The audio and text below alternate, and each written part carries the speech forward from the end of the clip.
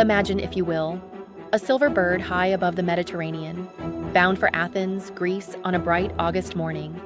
121 souls aboard, chatting, reading, sipping coffee. They do not know that the very air around them is slipping away, that in minutes, their voices will be gone, their bodies limp, their eyes unseeing, and their jet will fly itself into legend.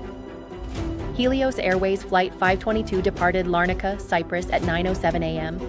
The crew, Captain Hans-Jürgen Merten and First Officer Pampos Charalambous, climbed toward cruising altitude. But almost immediately, something was wrong. An alarm sounded in the cockpit. Oxygen levels were falling. To the pilots, it looked like a faulty air conditioning system. To the truth, it was much worse. A pressurization control, left in the wrong setting after maintenance. As the aircraft climbed, it could not keep the cabin sealed. The air grew thin, breathing became harder, confusion set in, hypoxia.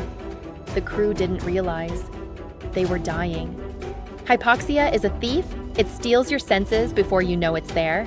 Soon, the captain slumped over his controls, the first officer silent beside him.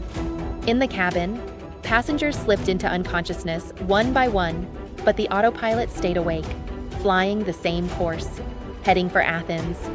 Air traffic controllers called and called. No answer. 2 Greek F-16s were scrambled to intercept. They approached, peering through the cockpit windows. The pilots inside were motionless, the passengers still as statues.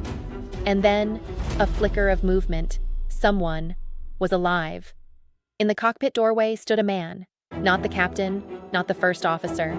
He wore a yellow oxygen mask and a flight attendant's uniform. His name, Andreas Prodromou. Andreas was no ordinary cabin crew member. He held a pilot's license. Not for jets, as they were in a 737, but at least recognized some of the flight controls. Andrea had woken up, portable oxygen in hand, and made his way to the flight deck, both pilots unconscious. And the jet was still hurtling at 450 knots across the sky. And with the impossible odds, Andreas did what he had to do. He began flying the jet. "I will save us." The fighter pilot saw him take the captain's seat. He donned the headset. His hands moved quickly over the controls. But the engines sputtered. Fuel was gone. Time had run out. Andreas faced a new dilemma. In front of the jet was a populated area of Greece. Let the 737 crash into Athens, killing hundreds more, or steer it away into open country.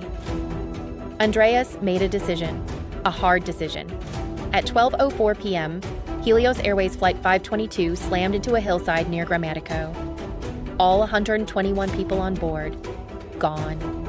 But below, in the villages and towns that might have been destroyed, life went on. Because a lone flight attendant, with minutes of consciousness left, he chose to die a hero. The investigation revealed the truth. A simple switch, left in the wrong position during maintenance, a checklist missed, a problem misunderstood, and a jetliner turned into a ghost. So what can we learn? That in aviation and in life, small mistakes can grow into tragedies if left unchecked. That complacency is dangerous. That emergencies do not wait for you to be ready. And perhaps most of all, that sometimes the bravest acts go unseen until the very end. This has been What You Weren't Told. If you enjoyed tonight's story, please like and subscribe. It motivates us to bring you more episodes like this. And now I leave you with this. If you were in Andreas Prodromou's place, would you have had the courage to turn the jet away? Or would you have tried to save yourself?